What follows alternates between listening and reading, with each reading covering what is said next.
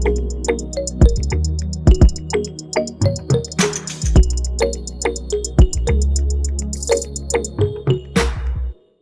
24 TV-ին շարունակում է աշխատանքը, տաղավարում այսօր իմ հյուրն է Փյունիկ ակումբի նախկին սեփականատեր գործարար Արթուր Սողոմոնյանը։ Բարև ձեզ, պարոն Սողոմոնյան։ Շնորհակալ եմ մեզ կալվելու համար։ Ձեզ շնորհակալություն հրավերքի համար։ Ինչպես կբացատրեք այն հանգամանքը, որ հայկական ֆուտբոլը շարունակական անկում է ապրում, աստիճանաբար իջնում է FIFA-ի դասակարգման աղյուսակում, մարդկանց մի մասը պահանջում է, որ ֆուտբոլի ֆեդերացիայի նախագահը հրաժարական տա եւ այս ֆոնին նա ընտրվում է UEFA-ի գործադիր կոմիտեի անդամ։ Դե գիտեք, եկեք ես քայլ։ Իհարկե այսօր ցավոք սրտի ֆուտբոլ Հայաստանի ֆուտբոլի վիճակը ահավոր է ու իրոք այդտեն ցածր մենք չենք իջել, որովհետև այն ինչ որ երևում է, դա միան այսբերգի ոնց որ վերևի մասն է։ Մենք տեսնում ենք այդ որ Հայաստանը պարտվում է Վրաստանին, դա էլ պատմական մենք չենք ունեցել պարտություն, երբ որ 35 րոպեին արդեն 5-0 պարտվում էր Հայաստանի հավաքականը, ինձ թվում է դրանից հետո վրացիք երևի մեզ մի քիչ խեղճացին, որովհետև այնքան էր տարբերությունը իմ կարծիքով, ինչքան ուզենային կարային խփեին, տենց ահավոր տարբերություն չէ։ Վերջի անգամ խոշոր հաշվով Հայաստանը պարտվել է Վրաստանին 44 տարի առաջ, 1971 թվին Արարատը Դինամո Թբիլիսին։ Ու բայց էլի կրկնեմ, դա միան ներևացող մասն է, որովհետև այս 25 թվին տեղի ունենալու 3 Եվրոպայի առանձնություն 17 թվերի, 19 թվերի ու 21 թվերի։ Այս օրինակ եմ բերում։ 17 թվի մեր հավաքականը բոլոր խաղերը պարտվեցին առաջի փուլում։ Դեռ կա առաջի փուլ, որտեղ որ մի քիչ թույլ թիմեր են խաղում։ Հետո որ հաղթում ես, անցնում ես հաջորդականը։ Մենք դաժե այդ թույլ թիմերին բոլոր խաղերը պարտվեցինք։ Ու իհարկե դուրս մնացինք, հա։ Նույնը վերաբերում է 19 թվերին։ Իսկ 21 թվերը այդ նույն հարուսակում 10 խաղից ընդամենը 2 միավոր են վաստակել, 2 ոչ ոքի ու 2 գոլ են խփել, մեզնից քիչ միան Սան Մարինոն է խփել։ Այսօր Հայաստանի հավաքականը 21-երի հավասարա Սան Մարինոյին։ Այս վերջի 26 խաղը, ինչքան որ Մելիք Բեկյանն ու Նիկո Գոսյանն ղեկավարում են ֆեդերացիան, մեր 21-երի հավաքականը անցկացրել է 26 հանդիպում, որից ընդամենը մի խաղ է հաղթել Ֆարերին, հետո իրանց պարտվել է ու իջել է վերջի տեղ, 3 հատ ոչ ոքի ու 23 հատ պարտություն, ունդեղ կա 10-0, 8-0, նշում, ահավոր վիճակը ցավոք սրտի, ու գիտեք, ամենա իմ թվում է լուրջ խնդիրը նրանում է, որ ոչ ոք չի պահանջում դրա պատասխանը։ Երկրպագուները ես շատ ուրախ եմ ու շատ իրանց շնորհակալ եմ, որ իրանք չեն լռում ու պահանջում են պատասխանը, այսի ինչ է, որտեվ այն ինչ որ ես պատմեցի, դա վերաբերում է ոչ թե միան այսօրվա օրվա մասին ենք մենք խոսում, այլ եւ ապագայի մասին, որտեվ այդ հավաքականները շուտով պետքա խաղան ու ներկայացնեն Հայաստան արդեն գլխավոր, հա, թիմ աշխարհում, ու սենց ահավոր վիճակ մենք հələ պատմությունում չենք ունեցել։ Իհարկե, գիտեք, ես գործարար եմ ու ես գիտեմ, որ լուբոյ գործում ամենա 95%-ը իմ կարծիքով կապված է ղեկավարությունից։ Ինչու են իրանք թերանում, խնդիրը ո՞րն է։ Սկսենք նրանից, երբ որ այս ընտրությունները կայացան 2019 թվին, ես ճիշտ ասած շատ զարմացա, երբ որ Մելիք Բեկյանը իր տեխնացությունը դրեց ու իշխանությունը իրան աջակցեց, որովհետև նոր իրան հանեցին 9-1 հաշվով Հայաստանը պարտվեց Իտալիային, ոնց որ բոլորին ուղարկեցին, բոլորը հրաժարական տվեցին, ու չանցավ մի ամիս ինքը իրան առաջարկեց, ինքը գլխավոր տնօրենն էր, առաջարկեց դառնա պրեզիդենտ։ Մենք ունենք մեր տեխնացուն, ոնց որ սկզբից խոսում էինք, ասացինք իրար հետ կգործակցենք, բայց հետո ինչ որ ձևերով իրան հանեցին, ինչ որ արհեստական բան գտան, ես հասկացա, որ այդտեղ գնում է պաշտոնի կռիվ, մենք չուզեցանք ոնց որ դրան այդքան շատ մասնակցենք, բայց հետո ժամանակը ցույց տվեց, որ սխալ ենք, երկի մենք ամենասկզբից պետքա չթողնենք, որ այդքան ոչ պրոֆեսիոնալ մարդ, ոչ պատասխանատու մարդ կարենա ղեկավարի ֆուտբոլի ֆեդերացիան։ Ինձ թվում է մեր բոլոր խնդիրները տեղից սկսվավ, երբ որ որպես ղեկավար ընտրեցիք, ես ազնիվ ասեմ, ես արդեն կարելի ասել բիզնեսում հակին մեծ ճանապարհ եմ անցել, ես հələ տենց թույլ ղեկավար կյանքում չեմ տեսել, դաժե ղեկավար խոսքը երևի այդտեղ չի համապատասխանում, որովհետև լուբոյ հարցում օրինակ երկրպագուները պատասխան են ուզում, իրանք ուզում են հանդիպեն, հասկանան, մի հատ հարց տան, պատասխան ստանան։ Այդ մարդը փախնում է, միլիցիա կա ուղարկում իրանց վրա, այդ երեխեքին ձերբակալում են, Եսի քրեական գործեր են վրեկները բացում։ Չնայած էլեմենտար հարց է, էլի մի հատ հետները հանդիպի, խոսա, պատասխան տուր, որ լսի հարցը, նույնն էլ իմ հետ էր։ Ես օրինակ հարցեր էի տալիս, իրանք չէին պատասխանում ոչ մի։ Երբ որ ես արդեն հարց տվեցի մի քիչ բան դաշտում հասարակական, իրանք սկսեցին ինձի վերքաբեկել կամ քննադատությունը չեն ընդունում։ Ու հետո դա, то есть չեմ ուզում վերադառնամ։ Իրոք էս վերջի 2 տարին, չնայած ես մեծ ներդրումներ է անում հայկական ֆուտբոլը, բայց դրա դիմաց ես տեսնում եմ, որ գնալով միան վատանում է։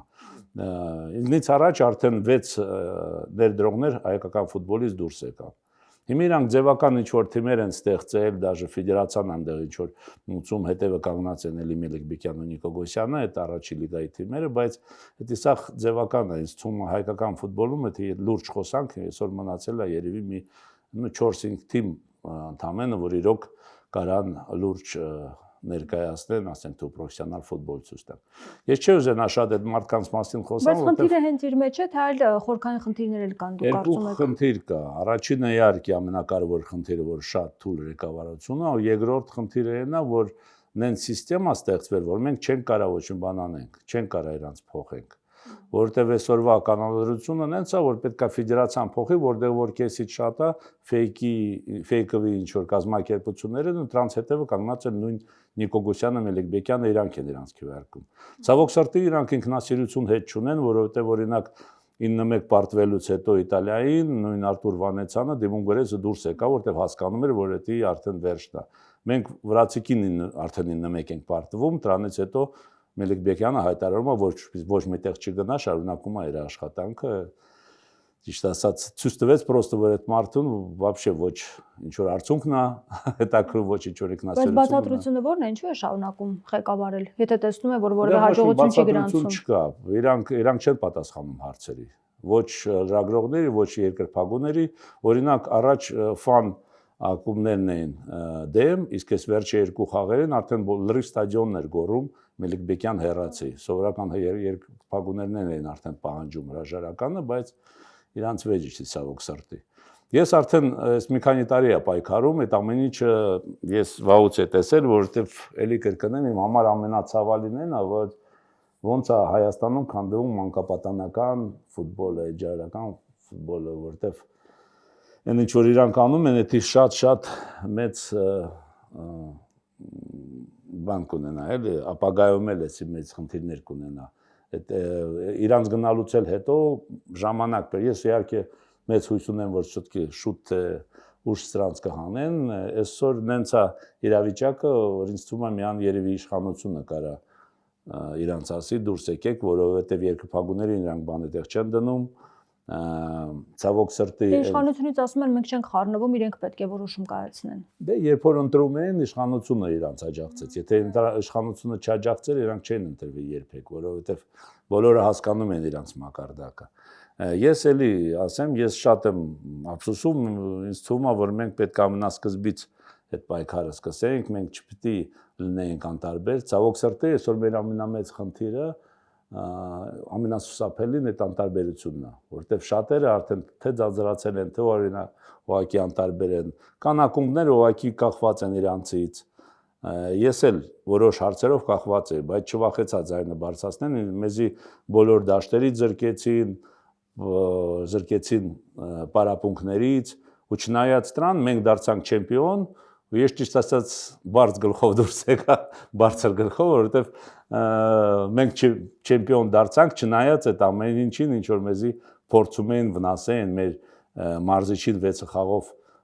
զրկում էին միան ինչ որ 2 խոսքի համար, ամեն ձևով մեզ փորձում էին վնասել, բայց ես շատը դուրս եկա, որտեղ ես տեսա, որ վնասում են արդեն երեխաներին, տաղանդավոր երեխաներին հավաքական չեն կանչում։ Օրինակ դուք հարցրեցիք, ինչու է այդպես մեր խաղում հավաքականները։ Ես համոզված եմ, որ դա պատճառը այն չի, որ մեր երեխեք անտաղանդ են, մեր երեխեք շատ տաղանդավոր են։ Մենք որ գնում ենք տարբեր երկիրներ, մասնակցում ենք մրցաշարների, լավ ելույթ են ունենում, օրինակ Մոսկվայում ՑՍԿԱ-ի հետ մենք խաղացինք, ուրիշ թիմերի հետ էլ Կրգիզստանը, բարձրագույն լիգայի թիմերին էին կրում երեխեքը։ Հավասար խաղեր գնում, դաժե միտեղ մեր երեխեք ավելի ուժեղ են։ բայց այդ ոչ պրոֆեսիոնալ մոտեցումը, ինչ մարզիչներ են նշանակում հավաքական, որ երեխեքին են կանչում։ Չէ, առաջին հերթ իրանք կանչում են նրանց, հիմի ֆուտբոլը դարձել է ցավոք սրտի, շատ ցավոք սրտի Հայաստանում բանակից ազատվելու առիթ։ То есть այդ տարիքի երեխեքը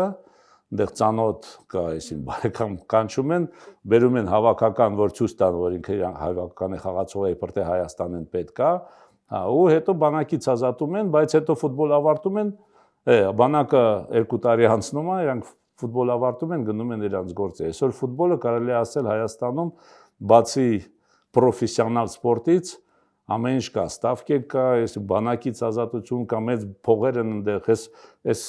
5 տարվա մեջ $100 միլիոն ավել գումար է ստացել ֆեդերացիան։ Ու դրա դիմաց, եթե նայենք ինչ են տվել, ոչ մի բան չկա։ Իրանք հայտարարում են, որ մի հատ ակադեմիա են սարքել Խորեն Հովհաննիսյանի անունով, ընդամենը մի հատ արհեստական դաշտ։ Մենք տենց դաշտ սարքում ենք մոտավորապես $150-200,000 են նստում մեր վրա։ Դե $100 միլիոն դուք պատկերացնում եք ինչ գումար է, ուր է այդ գումարը։ Ինչ է եղել։ Ուզում եմ ասեմ, այսօր ֆուտբոլը չնայած կարելի ասել ֆուտբոլը այս վերջերս դառը քաղաքացիություն է դարձել, եթե նայենք Վրաստանում ինչա կատարվում, չէ՞, մեր հարևան պետությունը, իրանք էլի ուզում եմ օրինակ բերենք, իրանց 17-երը դուրս եկան երկրորդ փուլ Եվրոպայի երաժշտության, 19-ները դուրս եկան երկրորդ փուլ, 21-երը արդեն դուրս եկան գրուպավոր этап, Եվրոպայի։ Ու եթե համեմատենք,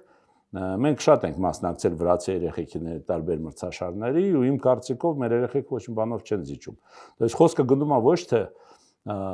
տաղանդ կամ անտաղանդ սերունդների մասին, այլ ոչ պրոֆեսիոնալ մոտեցումով։ Ու նենց է, այսօր միան երկրպագուներն են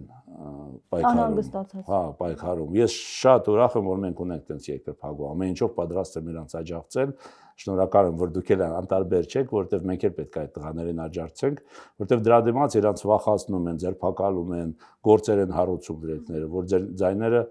կդրեն։ Իսկ այդ տղերքը չեն վախենում, շարունակում են ու իմ կարծիքով դա երևի այսօր միակ հույսն է հայկական ֆուտբոլի, որ կարող է ինչ-որ մի ձևով կարողանանք փոխենք այսօրվա իրավիճակը, որովհետև բոլորի ինձ թվում արդեն պարզ է, որ եթե լուրջ փոփոխություններ չեղավ հենց ղեկավարությունում, ну կարելի է ասել ֆուտբոլը կամաց կմեռնի Հայաստանում։ Այսօր արդեն ներքին ֆուտբոլով համարյա թե ոչ ոք չի հետաքրքրում։ Մի տոկոսից քիչ են մենք, ну ես նայում եմ, հետևում եմ, նրանք որ հետաքրքրում են, ասենք թե ներքին առանձնությունով, այսօր Հայաստանում։ Կարելի է ասել, որ անհետաքրքիր է դարձել։ Այսինքն դուք կարծում եք, մինչև ղեկավարությունը չփոխվի, ֆուտբոլում հաջողությունների մասին չպետք է խոսենք։ Ես կարծում, ինձ թվում է բոլորին էլ որ ֆուտբոլին հետևում է, դա պարզ է, շատերը արտահայտվում են, միան ես չեմ դրա մասին խոսում եւ կան ուրիշ ակումբների սեփականատերեր, ուղղակի մենք ինստրումենտ չունենք, որ այդ ամեն ինչը էակայացնենք, չկա այսօր։ Նենց են սարքել, էլի մեր մեղքն է, ես համարում եմ, որ ես էլ եմ մեղավոր, մենք թույլ տվեցինք, որ իրանք տենց սիստեմ սարքեցին, որ այսօր օրինակ իրանց փոխել անհնարին է, հենց ինքը այդ պարոն Նիկոգոսյանը ու պարոն Մելիքյանը իրանք ընտրում են։ Մենք իրավաբանական չեն կարող ոչ մի բան անենք, իսկ երկրպագուների կարծիքը այս արելի արդյունքները իրանց չի հետաքրքրում։ Մինչդեռ Փաշինյանն ասում է, որ 2050 թվականին մենք այդպես հաղթանակ ենք տոնելու։ Դա այսօր արդեն ծիծաղալի է մի քիչ, որտեվ հələ որ մենք ներքև ենք իջնում։ Ես հիշում եմ ես եկա ֆուտբոլ 2017 թվին ու հեղափոխությունից հետո 18 թվին ամեն ինչ հույսով ենք, որ կլավանա ու այն վաղտվա, ասենք թե ղեկավարը Ռուբեն Արապետյան, կային որ իմ մոտ ազնիվ ասեմ բարդ հարաբերություններ էր, ամեն հարց չէր, որ մենք իրար լեզու ենք գտնում, իր այդ իրոք բարդ էր ու ասում ենք մենք պետք է փոխենք, զարգացնենք ֆուտբոլը։ Փոխեցինք։ Ու եթե համեմատես այսօր ու 18 թիվը, անհամեմատելու է։ То есть այն ժամանակ պրոֆեսիոնալ ֆուտբոլ ունեինք, այսօր չունենք։ Այսօր լրիվ դարձել է, այսքան ցածր մենք պատմությունում չենք իջել։ Հա, ինչ էլ ասեն այն վաղտվա ֆեդերացիայի մասին, ես գիտեմ, որ երկրպագուները այն ժամանակ էլ էին որոշ բաներ պահանջում, բայց այն վաղտվա պրոֆեսիոնալիզմը ուրիշ մակարդակ էր։ Մենք վիճում էինք, մենք կարող է իրար, բայց եթե պայմանավորման կանում էինք, ասենք թե հավաքականը լավ ելույթներ էր ունենում, մարզիչներ ունեինք, լրիվ ուրիշ process էր գնում։ Ու ինձ թվում է ես չեմ առաջարկում վերադառնանք հետ։ Բայց ուղղակի երբ որ համեմատում ենք, իհարկե մենք իջանք ներքև շատ։ Դուք նշել եք, որ հայկական ֆուտբոլը հիմա վերածվել է կազինոյի եւ անարդար կազինոյի, ինչ նկատի ունեք։ Դե ես որ ներսն էի, հիմա արդեն կարամ մի քիչ ավելի պարզ ասեմ, իմ կարծիքով մեծ քանակով խաղերը Հայաստանում պայմանավորված խաղեր են, երբ որ սեփականատերերը, ասենք թե պարտվում են ինադու, ստավկա են դնում իրանց պարտության վրա ու որ գումար աշխատեն, մենք գիրենք, դաժե թիմեր կար, որ այդ փողով էին ապրում, մեզ գալիս են ֆուտբոլիստներ, նո ազնիվ ասեմ, մեզ էլ մի երկու անգամ դիմել են, բայց ինձ խիստ եմ ես պատասխանել, որ ասել եմ մի անգամ մոտենակ, մենք ոնց որ շատ լուրջ հետևանքներ կունենանք, դրա համար այդպես թիմերը ոնց որ Փյունի կամ Ուրարտու չեն դիմում, բայց կան թիմեր, որ զբաղվում են, ու ցավոք սրտի այսօր ես օֆիցիալ թվերն եմ ասում, ես արդեն հրապարակել են, անցած տարի մի անստավկեքի վրա Հայաստանում ժողովուրդը ծախսել է 18 միլիարդ 300 միլիոն դոլար։ Էդի որ հասկանաք 13 անգամ ավելի շատ է, քան թե մեր оборонный բյուջետը, ասում, ինքնապաշտպանության բյուջետը, то есть էդի 21 անգամ ավելի շատ է, քան թե 2018 թվին մինչև այս հեղափոխությունը։ То есть այտենց մենք չենք տեսնում երևի այդ խնդիրը, այդքան չէ, որովհետև մարդիկ թաքցնում են էդի, բայց իմ կարծիքով այդ հիվանդությունը նարկոտիկներից ավելի ապասնի է ու մենք գիտենք ինչքան ինքնասպանություններ կան Հայաստանում։ Ու այսօր ցավոք սրտի ես կարամ պարզ ասեմ, դա ոչ թե միան Հայաստանում այդ խնդիրը, ուրիշ պետություններ կա, բայց պետություններ կան, որ դրա դեմը պայքարում են։ Սա ցիվիլ պետությունները, Ամերիկայում, ասենք Չինաստանում արգելված, Հնդկաստանում արգելված, Կորեայում, մուսուլմանական համարյա թե բոլոր երկրները չեն թույլատրում, որտեղ դա քանդում է ֆուտբոլը։ Պատկերացնում եք, առաջ ինքը երկրպագու էր, ասենք թե բալետեր անում այս թիմին։ Այսօր ինքը ստավկա է դնում մի օր այս թիմի վրա, մի օր այս թիմի վրա, մի օր հաղթանակի, մի օր պարտության, ու շո կորում է այդ հասկացողությունը երկրպագուի կորում է, ու սա դառնում է ոնց որ կազինո։ Ու սրա ամենամեծ խնդիրը նրանում է, որ դա on-line է արվում, երեխեք են խաղում։ Դու չես կարա իմանաս, ինքը գրում է, որ հա 18 տարեկան եմ, հա։ Ու այդ երեխեքին իրանք ոնց ասեմ,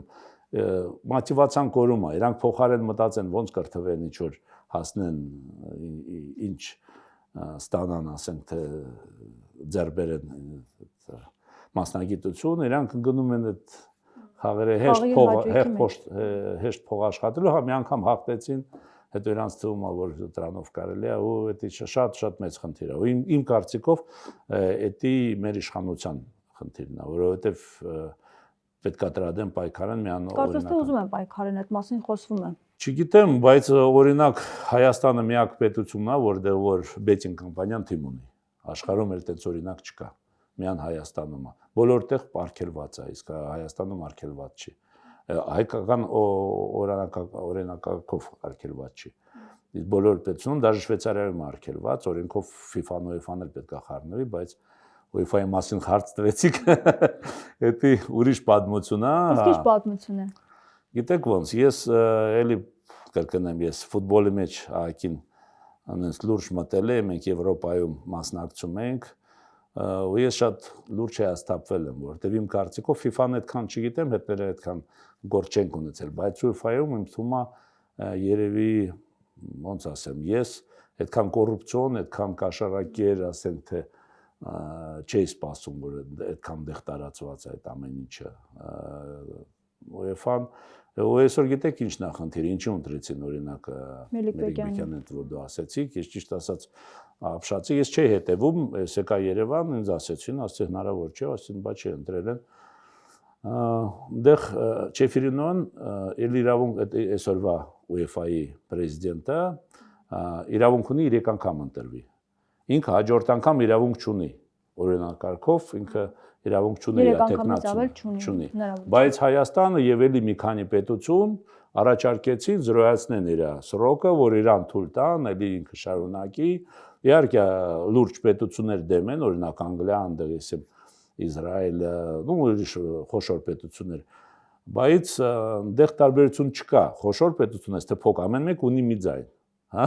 ու օրինակ Կազախստանը դեմ էր։ Ֆեդերացիան ամեն ինչ արեց, որ Կազախստանի պրեզիդենտին հանեն ֆեդերացիայի։ Ամեն ստից բանի վրա վրան գործ էին հարուցում, վերջը մարտահրաժարական գրեց դուրս եկավ, հիմա արդեն նոր ֆեդերացիայի պրեզիդենտը կողմ կլինի։ Ու հիմա իրանք նենց գործկոմ են հավաքում, որ այդ գործկոմը ոնց որ օգնի ու Չեֆիրինյոն ընտրվի հաջորդական անգամ։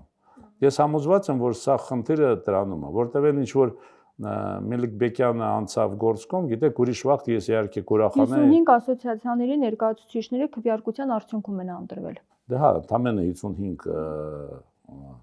ֆեդերացիա է, հա, այնտեղ 20 քանի տոկոս, ինձ ասի, ես չեմ հետևել, չեմ կարող ասեմ, ինձ ստացավ։ Հա, բայց հիմի գործկոմը, նո, ինչ եմ ուզում ասել, որ ուրիշ վաղ ես կպարտանայի, որ հայա, լավ է, բայց ես գիտեմ Մելիքբեկյանը ով է, ես գիտեմ, որ ինքը իրան միան իր անձնական հարցերն է հետաքրքրում, դեռ լավ մեծ աշխատավարձ է, ես ասեմ, 20,000 եվրո, թե ինչքան աշխատավարձ են տալիս այդ գործկոմի աշխատողներին, ինձ թվում է, այդ էլ պատճառներից մեկն է։ Հայաստանին ինչ կտա դա։ Ոչ մի բան չի տա։ Ինձ թվում է հակառակը մենք երևի ամոթով կմնանք, որովհետև ես շփվել եմ UEFA-ի, նո, ակին խոշոր աշխատողների հետ։ Ու իրանք շատ լավ գիտեն ինչ է Հայաստանում կատարվում։ Իրանք ծիծաղում են, երբ որ Մելիքբեկյանը ազգանուն տալիս են, ասում, բայց դուք եք իրան ընտրել, մենք կապ չունենք, հա։ Ու իհարկե ամոթ է, որ մենք ներկայացուցիչ ունենք, բացի դրանից ես տեսնում եմ իր քայլերը, հասկանում եմ, որ հայկական ֆուտբոլը դրանից ոչ մի բան չի շահի։ Բացի դրանից, դաժե ինձ թվում է միտեղ ամոթ է, որ մենք տենց ներկայացուցիչ ունենք ու մի հատ էլ ապաստնի բան կա, որ երբ որ իրանք ընտրում են գործկոմի անդամ, այդ նշանակում է, որ իրանք բավարարում է, այն ինչ որ այսօր Հայաստանում կատարվում է։ То есть նույն Չեֆիրինյոն ցույց տվեց, որ իրան չի հետաքրում ոչ արդյունքները, ոչ երկրպագուների, ասենք թե վերաբերմունքը, ոչ ձայները։ Իրան պետք է, դեղ էլ է գնում կարելի ասել պաշտոնի կռիվ, փողի կռիվ, որտեղ ֆեդերացիոն արարի գումարներ է ֆռում։ Ես էլի ասեմ, ես հիմի փակագծերը չեմ ուզենա բացեմ, բայց կոռուպցիան UEFA-ում միշտ էլ կար, մեծ այնտեղ սկանդալներ եղել դրա հաշվով ու ես կարծում եմ, որ այսօր էլ նույն բանը շարունակվում է, ցավոք սրտի, ես չեմ ուզում շատ հեաստապացնեմ երկրպագուներին, որտեղ գիտեք ոնց իմ կարծիքով ֆուտբոլի գլխավոր նպատակը ոչ թե միան խաղերն է արդյունքը երկրպագուները, որ գալիս են մարզադաշտ, ասենք թե բալետ են անում։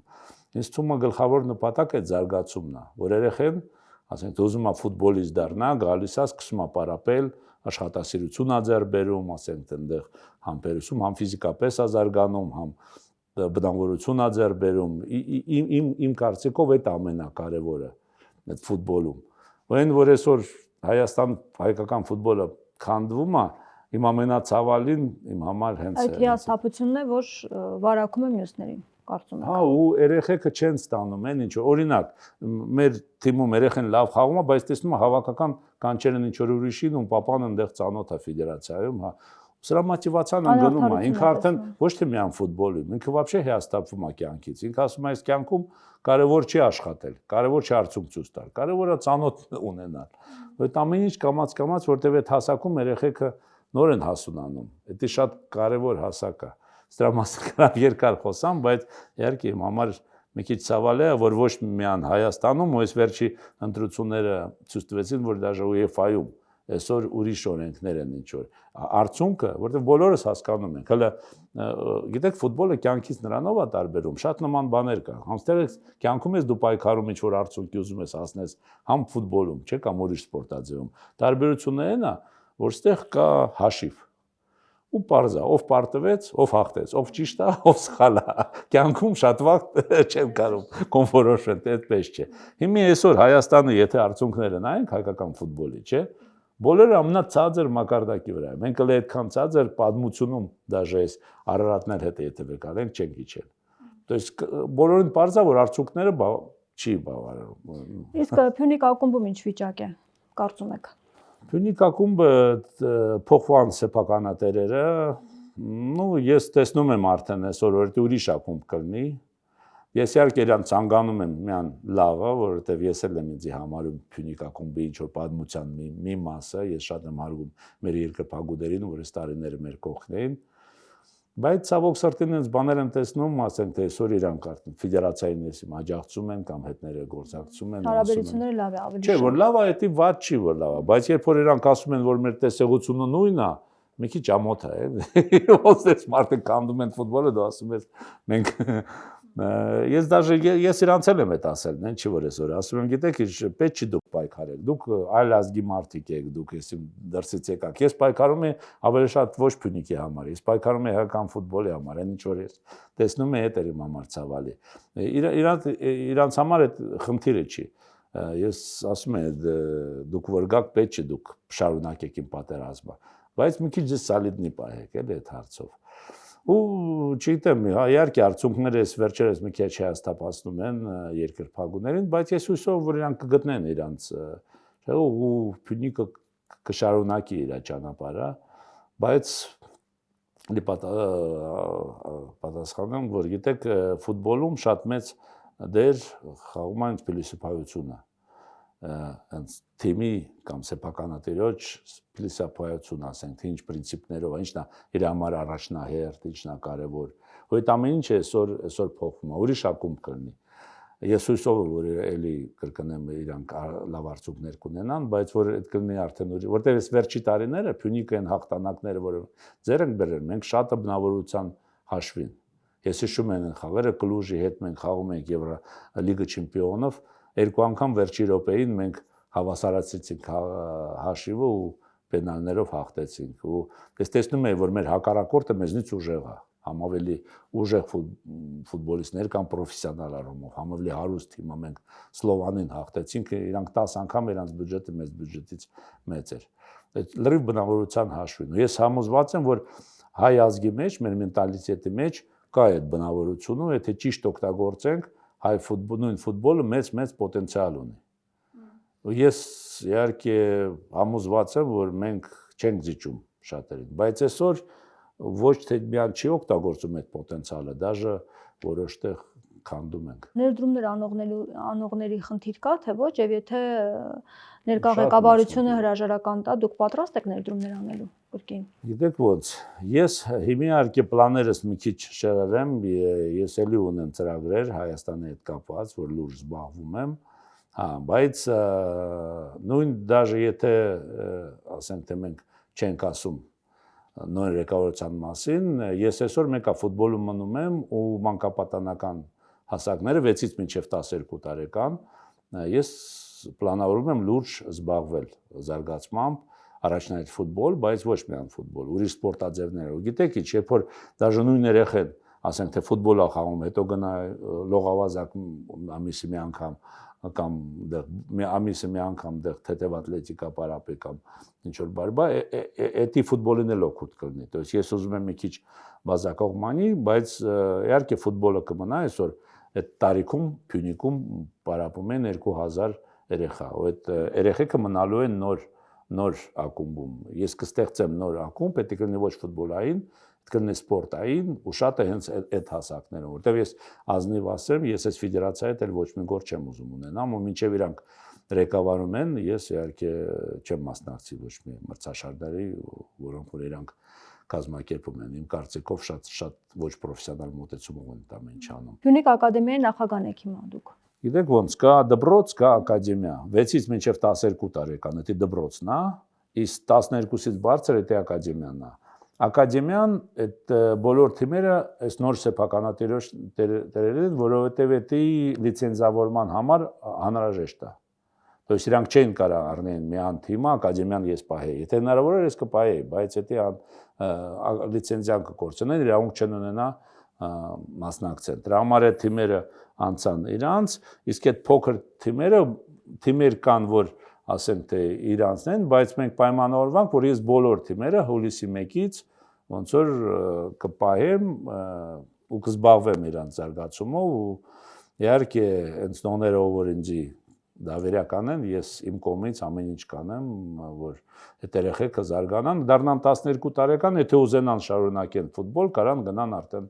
այն ակումբը, որ ընտրեն։ Բայց 6-ից 12 տարեկան իմ կարծիքով դա շատ կարևոր կարծիք է, որովհետև հենց մինչև 12 տարեկան է բնավորությունը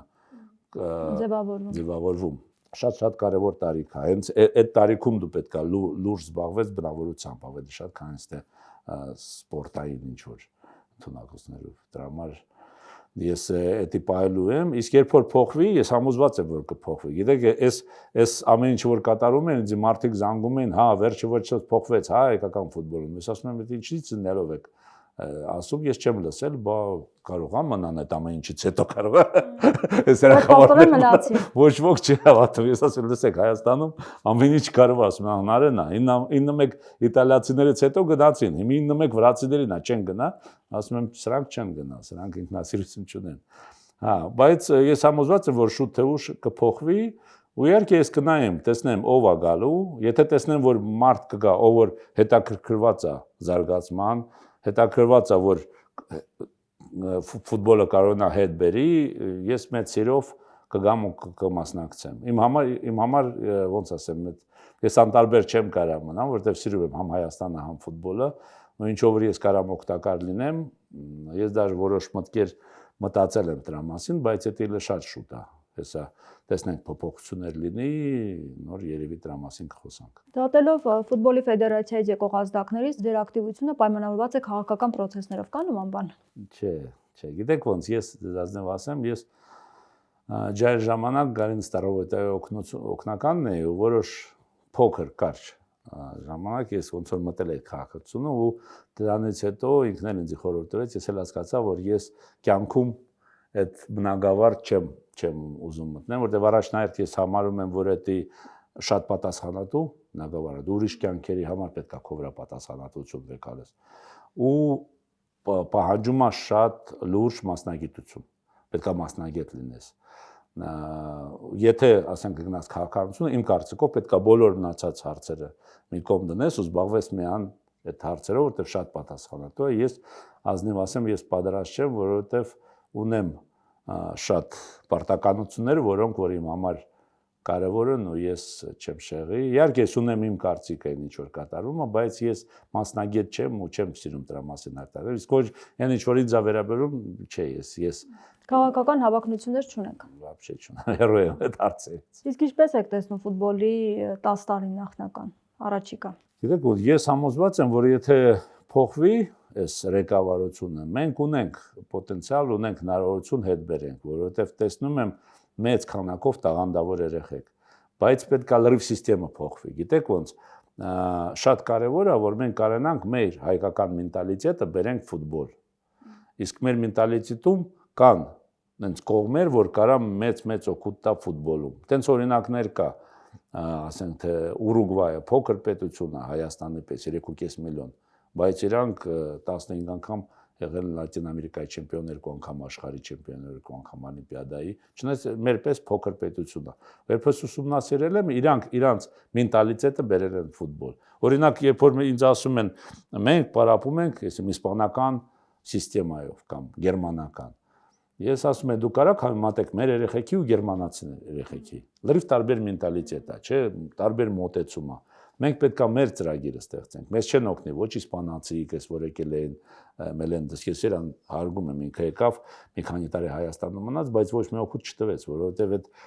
չի աշխատում Հայաստանում։ Մենք պետք է մեր ունենանք։ Իսկ այստեղ մասնագիտորեն մոտեցում է պետք, հա։ Եվ շատ կարևոր հարց է, օրինակ ֆիզիկական զարգացում։ Մենք ֆիզիկական տրեյներ լուրջ չունենք, որովհետև այդ սաղ վարժությունները պետք է համապատասխանի երեխու զարգացման հետ, որ մկանների վրա դու այսօր պետք է նագրուսկա տաս, իսկ որը շուտ է, որը ասենք, то есть դա շատ լուրջ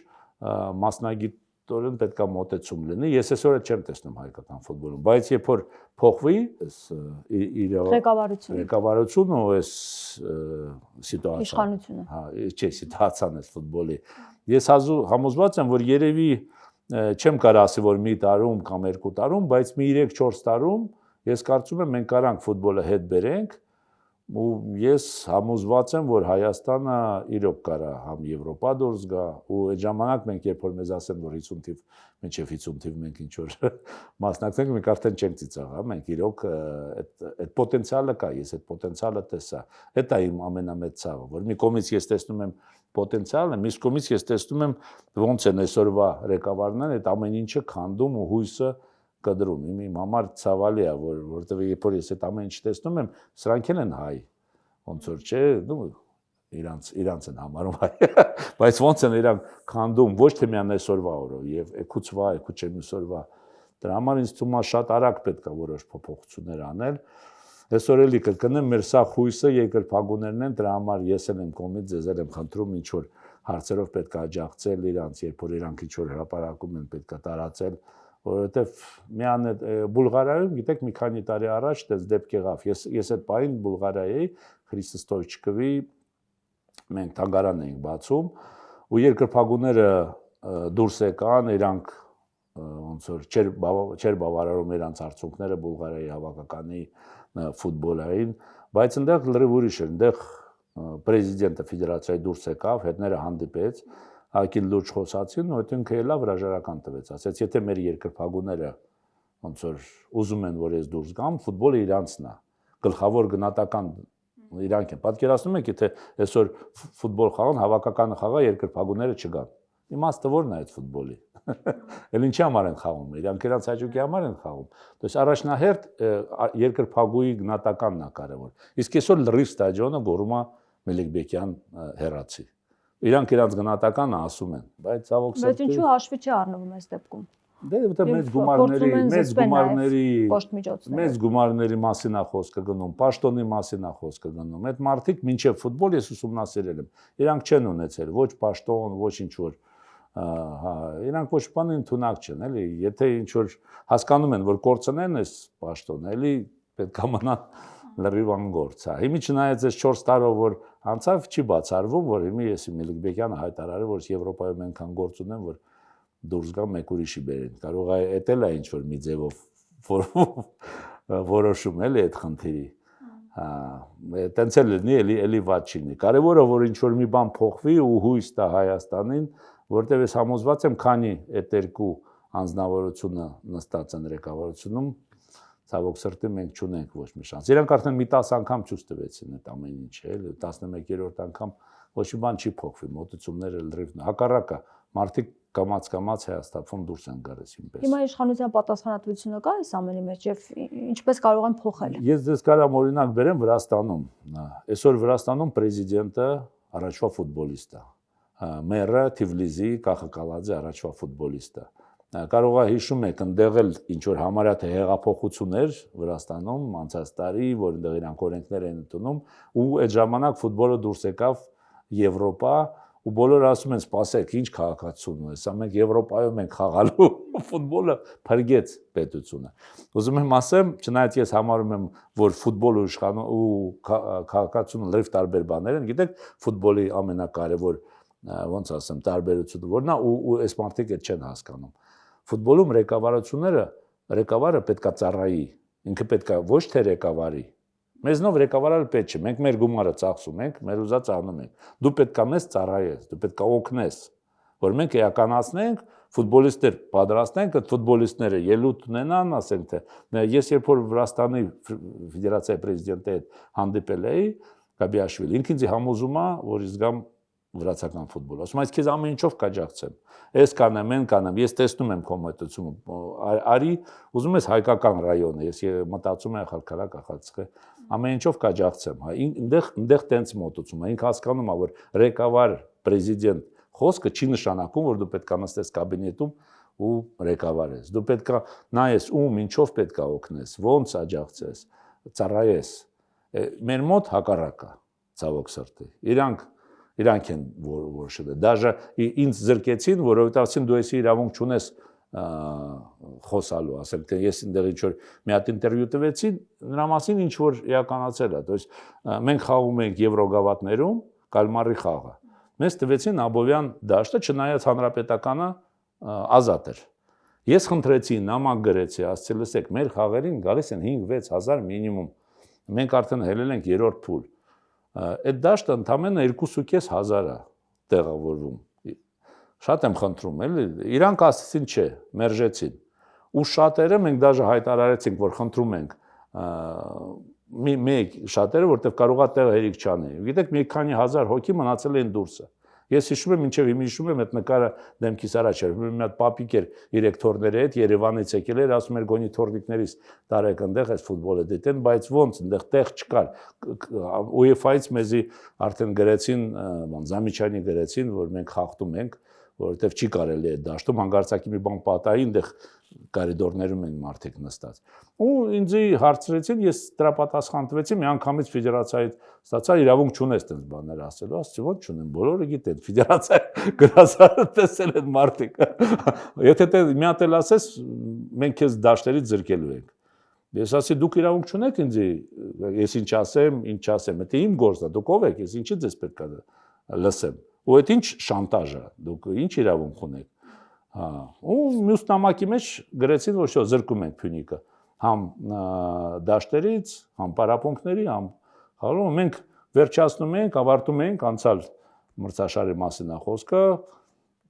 չունենք խաղալու տեղ, մեզ ինչ որ ուրիշ թիմեր են տալիս, մենք գնում ենք Գյումրի, տնական խաղերը խաղում են Գյումրիում, որտեվ շատ շնորհակալ եմ Արման Սահակյանը սեփականատեր աջակցեց մեզ